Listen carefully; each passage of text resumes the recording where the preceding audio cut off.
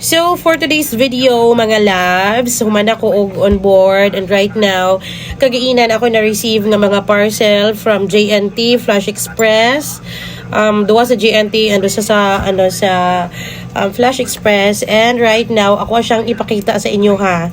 So, without further ado, mga loves, mauna ni siya. Ako na siyang gikuhaan ng plastic actually. So, kini siya, mo ni siya itong ginatawag na tripod, and it's not a regular tripod nga inyong makita na ako before.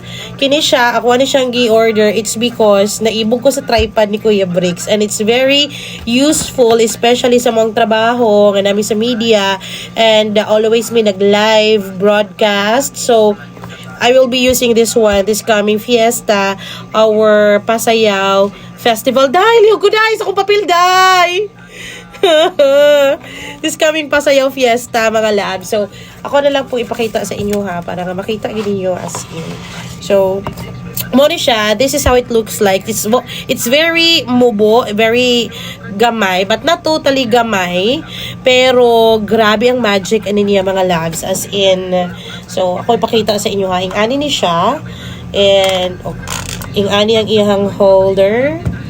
So, pwede siya maana, pati yung dugo ni mong cellphone, pwede po naman siya maana, breakdown ni mong cellphone. So, darin mo i-clip yung phone, right there. Ana. And then, matuyog-tuyog po ni mo siya, ganon-ganon. Asang mong target sa imong videohan niya. Ano siya kataas, tanawan ninyo. Ana.